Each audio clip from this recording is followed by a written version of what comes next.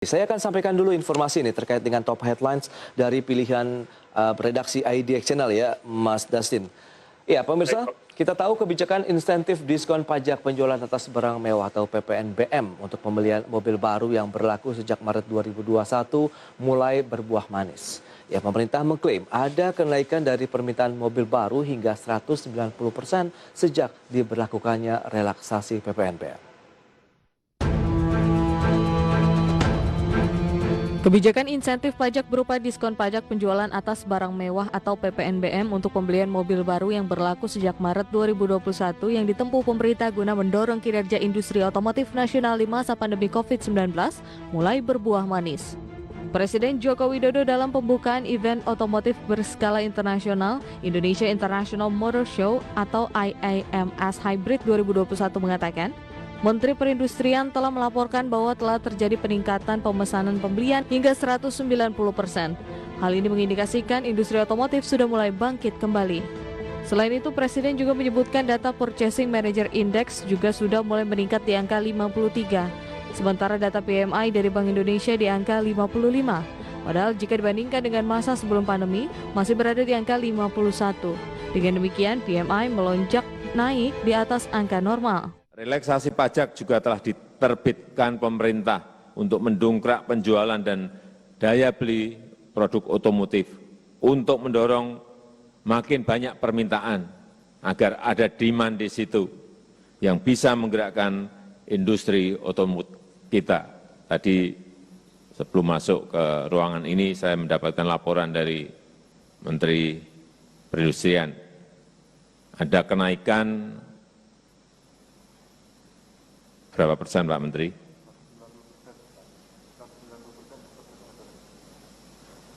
Untuk purchase order-nya ada 190%.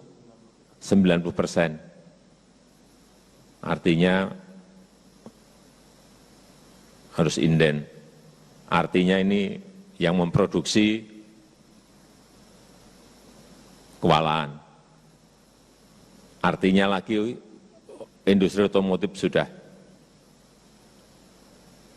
bangkit kembali.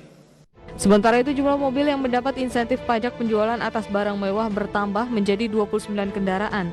Hal ini setelah pemerintah menambah 8 mobil yang mendapat relaksasi kategori kubikasi mesin 1.500 cc hingga 2.500 cc dengan tingkat komponen dalam negeri atau TKDN mencapai 60%. Berbagai sumber IDX Channel.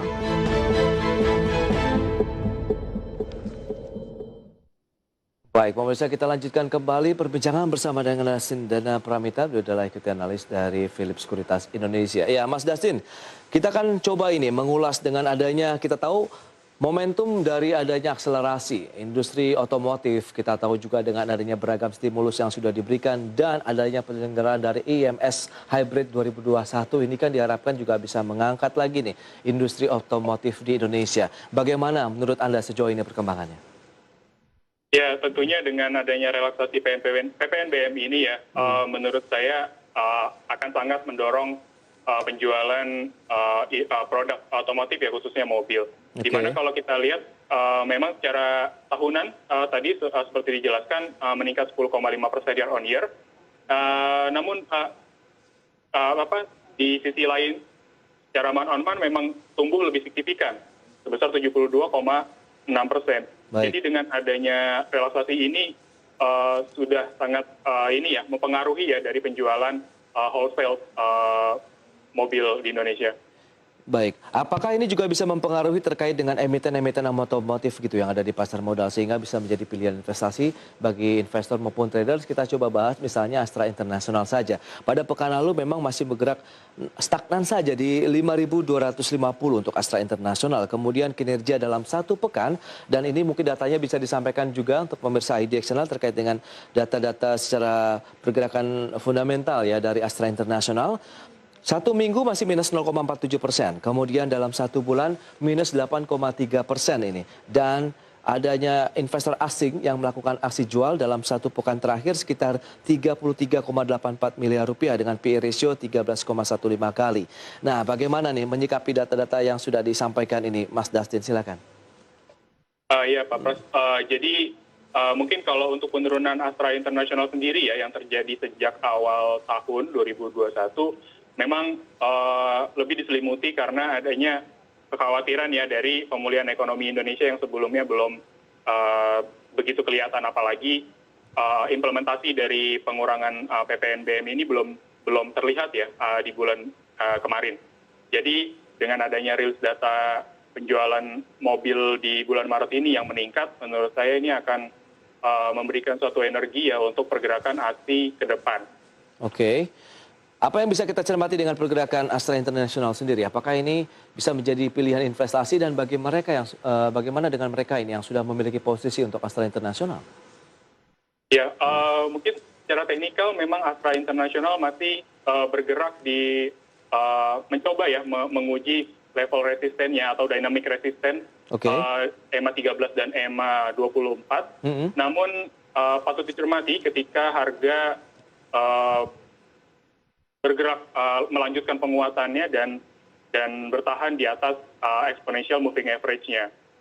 Kalau menurut saya dengan adanya data penjualan produk-produk dari Astra ya seperti Toyota dan Daihatsu yang memang menguasai pangsa pasar mobil dalam negeri, menurut saya ini akan berdampak dan memberikan sinyal positif ya untuk pergerakan Astra ke depan. Baik, Anda melihat seberapa jauh nanti pergerakan dari Astra International? Anda bilang ada resisten yang menarik bisa dicermati untuk pergerakan Astra. Seberapa kuat dia bisa menyentuh levelnya? Oke, jadi mungkin untuk saat ini Astra International sedang menguji ya level dynamic resistennya. Jadi menurut saya untuk Astra sendiri bisa dimasukkan ke dalam watchlist trading para investor ya, dengan memperhatikan pergerakan di minggu-minggu ini. Jadi kalaupun memang nanti ada sinyal baik dari pergerakan Astra, menurut saya potensi kenaikan harga akan mencapai level 5.800 ya untuk resisten pertama. 5.800 itu full year atau bagaimana? Menurut saya itu ya memang bisa dikatakan untuk tahun ini ya, dan mungkin resisten terdekat ya bisa dikatakan seperti itu. Baik, 5.800 itu peluangnya. Sementara hari ini pre-opening saja sudah mengalami tekanan jual minus 0,48% di 5.225. Bagaimana Anda melihat entry level yang bisa disarankan? Apakah current price atau menunggu batasan support saja untuk masuk di Astra International? Ya, sebaiknya memang menunggu adanya koreksi ya terlebih dahulu karena memang posisi Astra saat ini sedang menguji level resistennya. Namun saya percaya dengan adanya data penjualan mobil yang membaik dan juga nanti kan adanya ini ya kekhawatiran investor yang mulai berkurang akan pasar emerging market atau yang aset-aset yang memiliki resiko yang lebih tinggi. Jadi menurut saya Astra masih layak untuk dicermati ataupun dikoleksi ya ke depan. Baik, itu dia. Bisa menjadi pilihan investasi bagi investor maupun traders ya dalam menyikapi perdagangan hari ini. Pilihan investasi kami kembalikan juga kepada Anda pemirsa IDX Channel. Selanjutnya kita cermati dari sektor otomotif yang juga terdorong dengan kondisi seperti ini. Ada Auto, Astra Auto Parts Tbk. Bagaimana ini? Kemarin naik 2,18% pada pekan lalu di 1.170. Mungkin datanya bisa disampaikan kembali juga untuk pemirsa. Kinerja satu pekan masih minus 0,85%, kemudian satu bulan minus 8,24%. Sementara aksi jual asing dalam satu pekan terakhir tercatat 1,94 miliar rupiah. Auto ini bagaimana, Mas? Ya, kalau Auto sendiri memang harga terlihat memang bergerak berbalik ya di area dynamic supportnya di EMA 24 dan itu juga didukung dengan indikator stokastik yang crossover di area oversold. Jadi menurut saya Astra Auto Parts mempunyai peluang ya untuk menguat di minggu ini. Oke, seberapa kuat penguatan dari Auto? Kira-kira, Mas? Ya. Mungkin untuk level resisten pertama ya Astra Auto Parts ada di kisaran 1225 ya Mas ya. Oke. Pak ya. Baik. 1225 ya. Untuk current price boleh saja atau bagaimana? Mungkin bisa dicermati ya untuk current price saat ini untuk sebagai level entry-nya ya. Oke, berarti current price boleh ya. Sementara untuk Astra International sedikit ada pelemahan baru kita boleh masuk lagi ya. Ya, betul. Oke, nanti kita akan bahas di segmen berikutnya. Ada IMAS juga, kemudian GJTL. Seperti apa sih nanti bisakah ini menjadi pilihan investasi atau tidak? Kita akan bahas di segmen berikutnya, Mas Dustin. Dan pemirsa, kami akan segera kembali usai pariwara berikut ini.